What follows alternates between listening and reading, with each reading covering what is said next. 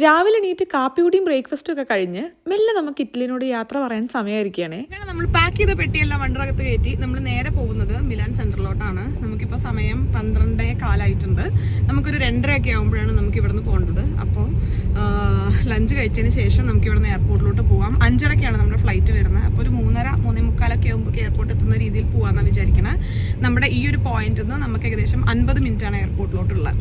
അപ്പോൾ നമുക്കൊരു 2:15-2:30 ആകുമ്പോൾ ഇറങ്ങിക്കഴിഞ്ഞാൽ എന്തായാലും സേഫായിട്ട് ഒരു 3-3:15 ആകുമ്പോൾ നമ്മൾ എയർപോർട്ടിലെത്തും. അതാണ് നമ്മുടെ ഇന്നത്തെ പ്ലാൻ അല്ലേ? എങ്ങനെയുണ്ടായിരുന്നു വെക്കേഷൻ വിഷ്?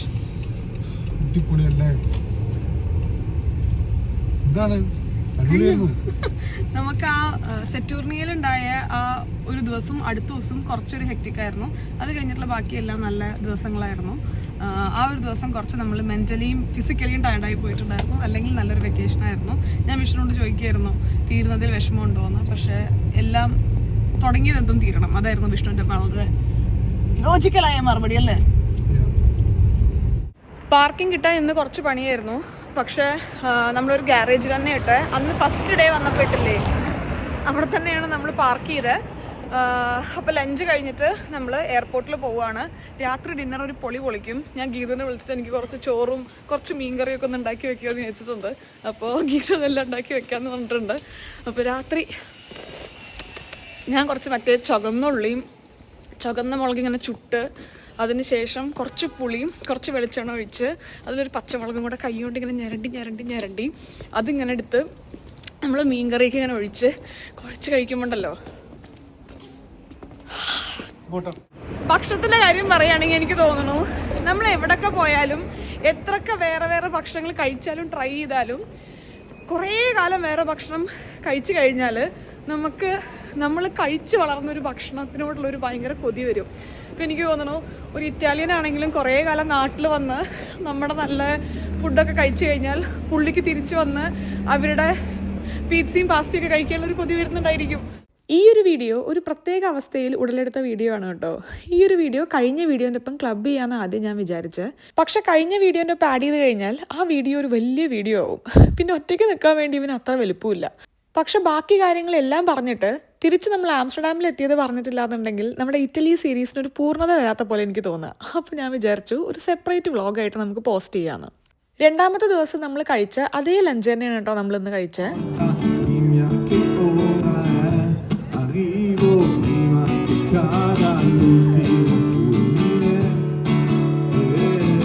നമ്മുടെ ഡാം സ്ക്വയർ പോലെ തന്നെ മിലാൻ കത്തീഡ്രലിന്റെ ചുറ്റും ഇങ്ങനെ ഒരുപാട് നല്ല കഴിവുള്ള ആൾക്കാർ വന്ന് അവരുടെ ആർട്ട് ഫോംസ് പ്രസന്റ് ചെയ്യാറുണ്ട് കേട്ടോ.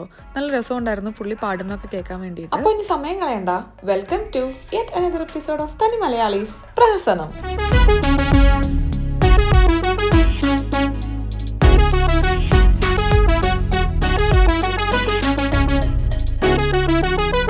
ഞാനിവിടെ ഇറ്റലിയിൽ വന്നിട്ട് ഭയങ്കരമായിട്ട് എനിക്ക് എൻജോയ് ചെയ്ത് അല്ലെങ്കിൽ എനിക്ക് ഇഷ്ടപ്പെട്ടുള്ളൊരു സ്ഥലമായിരുന്നു മിലാൻ കത്തീഡ്രൽ. അതുകൊണ്ട് തന്നെ തിരിച്ചു പോകുന്നതിൻ്റെ മുന്നേ ഒരിക്കൽ കൂടെ ഇവിടെ വരണം എന്നൊരാഗ്രഹം ഉണ്ടായിരുന്നു. ഇത്തവണ നമ്മൾ അകത്ത് കയറിയില്ല കേട്ടോ, ജസ്റ്റ് പുറത്തുനിന്ന് കണ്ട് നമ്മൾ പോവുകയാണ്. ഇതേ കുറേ ആൾക്കാർ കത്തീഡ്രലിൻ്റെ ടോപ്പ് വരെ ഇപ്പോഴും പോയി കണ്ടുകൊണ്ടിരിക്കുന്നുണ്ട്. അവിടുന്ന് നമുക്ക് മിലാൻ സിറ്റി മൊത്തം കാണാമെന്ന് കേട്ടോ പറയുന്നത്.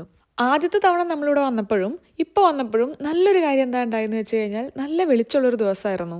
ഈ ഒരു സൺലൈറ്റ് ഈ ഒരു കത്തീഡ്രലിൻ്റെ മുകളിലടിക്കുമ്പോൾ ഒരു പ്രത്യേക പ്രകാശം നമുക്ക് ഫീൽ ചെയ്യുന്നുണ്ടായിരുന്നു. കുറച്ച് നേരം കൂടെ ഇവിടെ നിന്ന് നല്ലോണം എനിക്ക് വേണ്ടത്ര കത്തീഡ്രൽ കണ്ട് മതിയായതിന് ശേഷമാണ് നമ്മൾ ഇവിടെ നിന്ന് പോകുന്നത്. കാർ എടുത്ത് നമ്മളിതേ ഇറങ്ങി നമുക്ക് നേരെ എയർപോർട്ടിൽ പോകാം. എന്നെ കയറ്റുന്നില്ലേ? ഇവിടെ ഞാൻ ഫ്രണ്ടിലുണ്ട് കേട്ടോ, വണ്ടി എടുക്കല്ലേ. അത്ര ട്രാഫിക് ഒന്നും ഇല്ലാത്തൊരു ദിവസമായിരുന്നു. അതുകൊണ്ട് തന്നെ വലിയ ബുദ്ധിമുട്ടൊന്നും ഇല്ലാതെ വിചാരിച്ച സമയത്തിന് നമ്മൾ എയർപോർട്ടിലെത്തി. തിരിച്ചു കൊടുക്കാൻ വേണ്ടി പോവുകയാണ്. വിഷമമുണ്ടോ കുട്ടാ ജീപ്പ് തിരിച്ചു കൊടുക്കുന്നതിൽ? വിഷമമില്ല. വിഷമമൊന്നും എനിക്കില്ല. പിന്നെ ഞാൻ എന്നോട് ചോദിച്ചു. പക്ഷെ എന്തായാലും ഇത്ര ദൂരം 8 ദിവസം നമ്മൾ കുറേ ട്രാവൽ ചെയ്തു. നമുക്ക് ഒരു ബുദ്ധിമുട്ടില്ലാതെ വഴിയിലൊന്നും നിൽക്കാൻ എത്തിയില്ലേ. വണ്ടി നമ്മൾ എടുക്കുന്ന സമയത്ത് ഫുൾ ഇൻഷുറൻസ് ആയിരുന്നു എടുത്തിട്ടുണ്ടായിരുന്നത്. അതുകൊണ്ട് തന്നെ തിരിച്ച് നമ്മളിവിടെ ഡ്രോപ്പ് ചെയ്യുമ്പോൾ അവർ കാര്യമായിട്ടുള്ളൊരു ചെക്കിങ്ങും കാര്യങ്ങളും ഒന്നും ചെയ്യില്ല.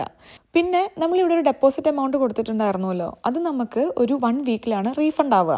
പിന്നെ അത് കൂടാതെ നമ്മുടെ ഫുൾ ടാങ്കിൽ നിന്ന് എത്ര ലിറ്റർ പെട്രോളാണോ കുറവുള്ളത് അത്രയും എമൗണ്ടും കൂടെ ഡിഡക്റ്റ് ചെയ്തിട്ടാണ് അവർ നമുക്ക് നമ്മുടെ എമൗണ്ട് ട്രാൻസ്ഫർ ചെയ്യുക. താഴെ കുറേ ഇങ്ങനെ സ്നോ പോലെയോ ഐസ് പോലെയൊക്കെ കാണാനുണ്ട്. മഴ പെയ്തോന്നാ എടുക്കാനല്ലേ. പിന്നെ റൗണ്ട് ഓഫ് ചെക്കിങ്, എന്തെങ്കിലും കാറിൽ വെച്ച് മറന്നോ എന്നുള്ളത് ഇല്ല എന്നുള്ള ഉറപ്പോടുകൂടെ നമ്മൾ പോവുകയായി. എനിക്ക് മാക്സിമം എനിക്ക് തോന്നുന്നു ഒരു 5-6 ദിവസമൊക്കെയാണ് എനിക്ക് വീട്ടിൽ നിന്ന് സമാധാനപരമായിട്ട് വിട്ടു നിൽക്കാൻ പറ്റുള്ളൂ. ഇപ്പം തന്നെ എനിക്ക് ഭയങ്കരമായിട്ട് വീട്ടിലെത്തുന്നതിൻ്റെ ഒരു എക്സൈറ്റ്മെൻറ്റോ അല്ലെങ്കിൽ വീട്ടിലെത്താൻ വേണ്ടിയിട്ടുള്ള ഒരു തോന്നലൊക്കെ എനിക്കുണ്ട്. നമ്മൾ ഇത് ഇവിടെ നമ്മുടെ ചെക്ക് ഇൻ ചെയ്യാനുള്ള ബാഗേജ് കയറ്റി വിട്ടു. ഇന്നങ്ങനെ വലിയ പ്രശ്നങ്ങളൊന്നുമില്ലാതെ ഓട്ടും ചാട്ടമൊന്നുമില്ലാതെ നമ്മൾ ഫ്ലൈറ്റ് കയറാൻ വേണ്ടി പോവുകയാണ്. ഇപ്പം ഇനി ആംസ്റ്റർഡാമിൽ പ്രതു വരാമെന്ന് പറഞ്ഞിട്ട് പിക്ക് ചെയ്യാൻ വേണ്ടിയിട്ട് ബോർഡിങ് സ്റ്റാർട്ട് ചെയ്തിട്ടുണ്ട്. 5:45 ഫ്ലൈറ്റ്. ഇപ്പോൾ സമയം 5:15. കുഴപ്പമില്ലാതെ ഫ്ലൈറ്റ് കയറാൻ പോകാമെന്ന് പറഞ്ഞതും എൻ്റെ ലഗേജ് ഒന്നും കൂടെ ചെക്ക് ചെയ്യാൻ വേണ്ടി പിടിച്ചു. വിഷ്ണു അവിടെ ഊരിപ്പോയി, പക്ഷെ എന്നെ പൊക്കി. എന്നിട്ട് നമ്മുടെ ബാഗിൻ്റെ അകത്ത് കൊള്ളുണ്ടായിരുന്നില്ല, കുറച്ച് സാധനമൊക്കെ എടുത്ത് ഞാൻ ജാക്കറ്റിൻ്റെ അകത്തെടുത്ത് കുത്തി കയറ്റി അകത്ത് വെച്ച് ഇങ്ങനെ പോവാണ്. വിഷ്ണു നല്ലൊരു ട്രിപ്പായിരുന്നു. ഇറ്റലി എനിക്ക് വരാൻ ആഗ്രഹമുള്ളൊരു കൺട്രി ആയിരുന്നു കേട്ടോ. എന്തായാലും വരാൻ പറ്റിയതിൽ സന്തോഷം. ഒരു നോർമൽ ബോഡി ടെമ്പറേച്ചറിനെക്കാളും എപ്പോഴും എനിക്ക് ഭയങ്കര ചൂട് കൂടുതലാണെന്ന് എനിക്ക് ഫീൽ ചെയ്യാറുണ്ട് കേട്ടോ. ചില സമയത്ത് ഇങ്ങനെ ചൂട് ഉള്ളിന്ന് പുറത്തോട്ട് തള്ളുന്ന പോലെയൊക്കെ എനിക്ക് തോന്നും. ഇപ്പം എനിക്ക് അങ്ങനത്തെ ഒരു അവസ്ഥയിലായിരുന്നു ഞാൻ ഇരിക്കുന്നുണ്ടായിരുന്നത്. കഴിഞ്ഞ 2 ദിവസമായിട്ട് നല്ല സ്നോ ആണെന്ന് കേൾക്കുന്നുണ്ടായിരുന്നു. ഇന്ന് ഞാൻ വെതർ നോക്കി കഴിഞ്ഞപ്പോൾ നല്ല കാറ്റുണ്ട്, ഒപ്പം ചെറിയ മഴയുണ്ട്, നല്ല തണുപ്പാണെന്നാണ് കണ്ടത്. വന്ന് ലാൻഡ് ചെയ്തപ്പോൾ തന്നെ നല്ല മഴ പെയ്യുന്നു. നേരില്ലാത്തൊരു ക്ഷീണം. ഇവിടെ വന്ന് കാല് കുത്തിയാൽ നമുക്ക് തോന്നും. ഇനി വീട്ടിലെത്തി ഡോർ തുറന്ന് കയറി കഴിഞ്ഞാൽ ഇത്രയും കാലം ഒന്നും ഉണ്ട് പറയാത്തൊരു ക്ഷീണം നമുക്ക് ഭയങ്കരമായിട്ട് തോന്നും. അധികം വെയിറ്റിംഗ് ഒന്നും ഉണ്ടായിരുന്നില്ല. നമുക്ക് ലഗേജ് എല്ലാം കളക്ട് ചെയ്ത് നമുക്കിനി പെട്ടെന്ന് വീട്ടിൽ പോവാം. നമ്മൾ സാധാരണ ഇവിടെ എത്തിക്കഴിഞ്ഞാൽ ബാഗേജൊക്കെ എടുത്തിട്ടാണ് നമ്മൾ പ്രതുവിനെയോ അല്ലെങ്കിൽ സഞ്ചേട്ടനെയോ ആരാച്ചാൽ വിളിക്കാറുള്ളൂ കേട്ടോ. കാരണം അതെടുത്ത് നമ്മൾ മുകളിലെത്തുന്ന സമയമൊക്കെ ആകുമ്പോഴേക്ക് ഇവർ ഇവിടെ എത്താറുണ്ട്. പ്രതുവിൻ്റെ വീട്ടിൽ നിന്ന് ഇങ്ങോട്ട് 15 മിനിറ്റേ ഉള്ളൂ. വിഷ്ണു, നമ്മുടെ എന്താ ലിസ്റ്റ് എന്താണെന്നറിയോ? നമ്മുടെ ഇന്നത്തെ മെനു എന്താണെന്നറിയോ? ചോറ്, മീൻകറി, ചിക്കൻ ഫ്രൈ, ഓംലെറ്റ്, പിന്നെ ഉള്ളി, പച്ചമുളക്, പുളി, ചുവന്ന മുളക് ചുട്ടതും കൂടെ ഉടച്ചത്, പിന്നെ തൈര്. ഗീതു ഇന്നലെ വിളിച്ചിട്ട് ഇതാണ് മെനു എന്നുള്ളത് പറഞ്ഞിട്ടുണ്ടായിരുന്നു. എനിക്ക് ആലോചിച്ചിട്ട് വായിൽ വെള്ളം വന്നിട്ട് വയ്യ. ഇന്നത്തെ വീഡിയോയിൽ ഫുള്ള് ഞാൻ ഇതാ പറഞ്ഞിട്ടുള്ളത്. കേൾക്കുന്നവർക്ക് ബോറടിക്കുന്നുണ്ടായിരിക്കും. തനിക്ക് ചോറ് കഴിക്കാൻ തോന്നുന്നുണ്ടോ? Are you excited to eat choru? കേൾക്കണല്ലോ. ചോറ് കഴിക്കാൻ തോന്നുന്നുണ്ട്, പക്ഷെ സാമ്പാറും കഴിക്കാൻ തോന്നുന്നുണ്ട്. ഞാൻ ചെന്നിട്ട് ഉടനെ ഈ കോട്ടം കൂടെ ഊരി വെച്ചിട്ട് ഒരു സാമ്പാർ ഉണ്ടാക്കിയാലോ? ഒരു ഇറ്റാലിയനോ സാമ്പാർ. ഞാൻ ചെന്നോട്ട് സാമ്പാർ ഉണ്ടാക്കി തരാം. വേണ്ട, ഉണ്ടാക്കി തരുന്നില്ല. ഞാനും തന്റെ പിറ്റലി തന്നെ വന്നിരിക്കുന്നത്. സാമ്പാർ നമുക്ക് നാളെ ഉച്ചയ്ക്ക് ഉണ്ടാക്കാം. ഓക്കെ. പ്രതുവിന് അത്ര കൃത്യനിഷ്ഠതയുള്ള ഒരു മനുഷ്യനെ ഞാൻ ജീവിതത്തിൽ കണ്ടിട്ടില്ല കേട്ടോ. 7 മണി എന്നൊക്കെ പറഞ്ഞാൽ കൃത്യം 7 തിരിക്കും. പക്ഷെ നല്ല സ്മൂത്ത് ലാൻഡിങ് ആയിരുന്നോ? ലാൻഡ് ചെയ്ത് സ്മൂത്ത് ആയിരുന്നു. അതുവരെ നല്ലോണം എനിക്ക് ഭയങ്കര ഛർദിക്കാൻ വരുന്നല്ലേ. ലാൻഡിങ് ഭയങ്കര പെട്ടെന്ന് തന്നെ സംഭവിച്ചു.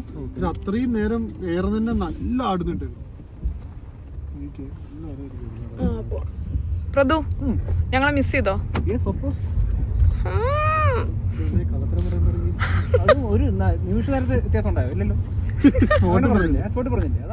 വീട് തുറന്ന് കയറിയപ്പോൾ തന്നെ നല്ല അടിപൊളി ഫുഡിന്റെ ടേസ്റ്റ് വരുന്നുണ്ടായിരുന്നു കേട്ടോ. എനിക്കാണെങ്കിൽ നല്ലോണം വിശക്കൊന്നും ഉണ്ടായിരുന്നു. ചേച്ചി വന്നു. നമ്മൾ ആരെങ്കിലുമൊക്കെ ട്രിപ്പ് പോയി വരുമ്പോൾ നമ്മൾ പൊതുവേ ഫുഡൊക്കെ ഉണ്ടാക്കി വെക്കാറുണ്ട് കേട്ടോ. കാരണം വരുന്ന ആൾ ഭയങ്കര അവിടുത്തെ ഫുഡൊക്കെ കഴിച്ച് നമ്മുടെ ഫുഡ് കഴിക്കാനുള്ളൊരു ക്രേവിങ്ങിലായിരിക്കും അധിക സിറ്റുവേഷനിലും വരുന്നത്. അപ്പോൾ എന്തായാലും ഇന്ന് ഗീതു എൻ്റെ മനസ്സ് വായിച്ചതുപോലെ ഫുഡ് ഉണ്ടാക്കി വെച്ചു എന്നായിരുന്നു. ഗീതുവിൻ്റെ ഇനീഷ്യൽ പ്ലാൻ ഫ്രൈഡ് റൈസും ചില്ലി ചിക്കൻ ഉണ്ടാക്കാനുമായിരുന്നു. എപ്പോഴോ ഞാൻ ഫോൺ വിളിക്കുന്നതിനിടയിൽ പറഞ്ഞു എനിക്ക് കുറച്ച് ചോറും മോരുകറിയും മാത്രം മതി എന്നുള്ളത്. ബാക്കി മെനു ഫുള്ള് ഗീതുവാണ് ഡിസൈഡ് ചെയ്തത്. പക്ഷെ പറഞ്ഞ മെനുവിനേക്കാളും ഒരുപാട് സാധനം എന്താ ഞാൻ വന്നപ്പോൾ ഇവിടെ റെഡി ആയിട്ടിരിക്കുന്നുണ്ടായിരുന്നു. ഭയങ്കരമായിട്ട് കഴിക്കാൻ തോന്നുന്ന സമയത്ത് കഴിക്കാൻ തോന്നുന്ന ഭക്ഷണം കഴിക്കാൻ പറ്റുക എന്നുള്ളത് അതൊരു ഭയങ്കര അടിപൊളിയായിട്ടുള്ള കാര്യമാണെന്ന് വീണ്ടും വീണ്ടും ഞാൻ മനസ്സിലാക്കിയ ഒരു മൊമെന്റ് ആയിരുന്നു ഇത്. ഗീതുവിനും പ്രതുവിനും വാങ്ങി വന്ന കാര്യങ്ങൾ നമ്മൾ ഇവിടെ തന്നെ വെക്കാന്ന് വിചാരിച്ചു കേട്ടോ. അല്ലെങ്കിൽ പിന്നെ ഞാൻ ഇതൊക്കെ പിന്നെ വീട്ടിൽ കൊണ്ടുപോകണം, പിന്നെ ഞാൻ ഓർത്ത് ഇവിടെ നിന്ന് എടുത്തു കൊണ്ടുവരണം. അതിനേക്കാളൊക്കെ എളുപ്പം ഇവിടെ പെട്ടിയുണ്ട്, ഗീതുവും പ്രതുവും ഉണ്ട്. നമുക്ക് കൊടുന്ന സാധനങ്ങളെല്ലാം കൈ ഉടക്കാൻ ഇവർക്ക് കൊടുക്കാം. വലിയ സസ്പെൻസ് ആയിട്ടൊന്നുമില്ല. ഓരോ കാര്യം ഇഷ്ടപ്പെട്ടോ എന്നുള്ള ഫോട്ടോയും വീഡിയോ ഒക്കെ അയച്ചു കൊടുത്തതിന് ശേഷം തന്നെയാണ് വാങ്ങിയിട്ടുണ്ടായിരുന്നത്. എൻ്റെ പെട്ടിയുടെ അകത്ത് കുറച്ച് ഷാമ്പു ലീക്കായി പോയിട്ടുണ്ടായിരുന്നു. കറിയുണ്ട്, മീൻ വറുത്തതുണ്ട്, ഉള്ളി മുളകും ഉടച്ചതുണ്ട്, ബീഫ് കറിയുണ്ട്, ചിക്കൻ ഫ്രൈ ഉണ്ട്, ഉരുളക്കിഴങ്ങ് മെഴുക്ക് വരട്ടി ഉണ്ട്. എനിക്ക് വായിൽ ഇങ്ങോട്ട് വെള്ളം വരണം കേട്ടോ. പിന്നെ കാന്താരി സുർക്കയിലിട്ടതുണ്ട്, ചോറുണ്ട്, എൻ്റെ പ്ലേറ്റ് ഇവിടെ റെഡി ആയിട്ടുണ്ട്. ഓ മോരുകറി, കുറച്ച് മോരുകറി. ഇതിൽ ഭയങ്കര കോയിൻസിഡൻസ് ആയിട്ട് എനിക്ക് തോന്നിയ ഒരു കാര്യമായിരുന്നു കേട്ടോ. ഈ കാണുന്ന വറുത്ത മീനില്ലേ, ഈ ഒരു റെഡ് പകേലി, അതെന്നെ തോന്നുന്നു. അത് ഞാൻ മുന്നേ ഇവിടുന്ന് ഗീതവും പ്രതുവും വാങ്ങിച്ചിട്ടാണ് കഴിച്ചിട്ടുള്ളത്. അതെനിക്ക് എന്തോ ഭയങ്കരമായിട്ട് ഇങ്ങനെ കഴിക്കാനുള്ള ഒരു ഫീല് വരുന്നുണ്ടായിരുന്നേ. ഇവിടെ ഞാൻ വന്നപ്പോൾ ഞാൻ ചോദിക്കുകയും ചെയ്തിട്ടുണ്ടായിരുന്നില്ല, ഒരിക്കലും മെൻഷൻ ചെയ്തിട്ടുണ്ടായിരുന്നില്ല. പക്ഷെ മനസ്സ് വായിച്ചതുപോലെ ഗീതുദേ ഇവിടെ നമുക്ക് റെഡ് പകേലിയൊക്കെ വറുത്ത് റെഡിയാക്കി വെച്ചിരിക്കുന്നു. അതെല്ലാം കൂട്ടിക്കുഴച്ച് ആ ഒരു ഫസ്റ്റ് വായ, എൻ്റെ അമ്മ, ഒരു രക്ഷയുണ്ടായിരുന്നില്ല. ഞാനങ്ങനെ ഡെയിലി എല്ലാ നേരവും നമ്മുടെ നാട്ടിലെ ഭക്ഷണം തന്നെ കുക്ക് ചെയ്ത് കഴിക്കുന്ന ഒരാളൊന്നും അല്ല കേട്ടോ. പക്ഷെ എന്നാലും എനിക്ക് ഇടയ്ക്ക് ആഴ്ചയിൽ 1, 2 അല്ലെങ്കിൽ 3 തവണയൊക്കെ എനിക്ക് തോന്നുമ്പോൾ ഞാൻ വീട്ടിലാവുന്ന സമയത്ത് എനിക്ക് തോന്നുന്ന ഭക്ഷണം ഞാൻ ഉണ്ടാക്കി കഴിക്കാറുണ്ട്. പക്ഷെ ഇത്രയും ഒരു വലിയ ബ്രേക്കൊന്നും നമ്മുടെ ഭക്ഷണത്തൊന്നും എനിക്ക് പറ്റില്ല എന്നുള്ളത് ഈ ഒരു ഇറ്റലി ട്രിപ്പാണ് എനിക്ക് മനസ്സിലാക്കി തന്നത്. ഞാൻ മാത്രമല്ല, ഒട്ടും ചോറ് കഴിക്കാത്ത വിഷ്ണു വരെ ആസ്വദിച്ചിരുന്ന് ചോറ് കഴിക്കുന്നുണ്ടായിരുന്നു. അപ്പോൾ അത്രയൊക്കെ തന്നെയാണുള്ളൂ. നമ്മൾ നീണ്ട ഒരു 8 ദിവസത്തിന് ശേഷം തിരിച്ച് വീട്ടിലെത്തി. ഈ ഭക്ഷണമൊക്കെ കഴിഞ്ഞതിന് ശേഷം നമ്മൾ വീട്ടിൽ പോവും, വീണ്ടും നമ്മുടെ കാര്യങ്ങളിലോട്ടൊക്കെ കിടക്കും. Back to normal life. 1-2 comments ഒക്കെ ഉണ്ടായിരുന്നു, ട്രിപ്പിൻ്റെ വ്ളോഗും അടുത്തു, തിരിച്ചു പോയിട്ടുള്ള വ്ളോഗും കാര്യങ്ങളൊക്കെ ചെയ്യുമെന്നുള്ളത്. എന്തായാലും നമ്മൾ തുടങ്ങി വെച്ചൊരു വ്ളോഗായിരുന്നില്ലേ ഇത് അവസാനിപ്പിക്കാൻ പറ്റില്ലല്ലോ, അവസാനം വരെ കാണിക്കാതെ. എന്തായാലും അത് കഴിഞ്ഞു. നാളെ തൊട്ട് നമ്മുടെ നോർമൽ ലൈഫ് തന്നെയാണ്. ഞാൻ ഇന്ന് ഫുഡ് കഴിക്കാൻ ആരെയും വെയിറ്റ് ചെയ്തിട്ടുണ്ടായിരുന്നില്ല കേട്ടോ. ഇവരെല്ലാം കുറച്ച് സമയത്ത് വർത്താനൊക്കെ പറഞ്ഞ് മെല്ലെയാണ് ഫുഡിലോട്ട് വന്നത്. ഞാൻ വന്നു, വാങ്ങിച്ച കാര്യങ്ങൾ എല്ലാവർക്കും കൊടുത്തതിന് ശേഷം ഞാൻ പെട്ടെന്ന് എൻ്റെ പ്ലേറ്റ് എടുത്ത് ഞാൻ ഭക്ഷണം കഴിച്ചിട്ടുണ്ടായിരുന്നു. എന്തായാലും ഈ ഒരു വ്ളോഗ് നമുക്കിവിടെ അവസാനിപ്പിക്കാം. വീണ്ടും നല്ലൊരു വ്ളോഗായിട്ട് കാണുന്നവരെ എല്ലാവർക്കും നന്ദി, നമസ്കാരം, സസ്നേഹം, തനി മലയാളി. ടാറ്റാ.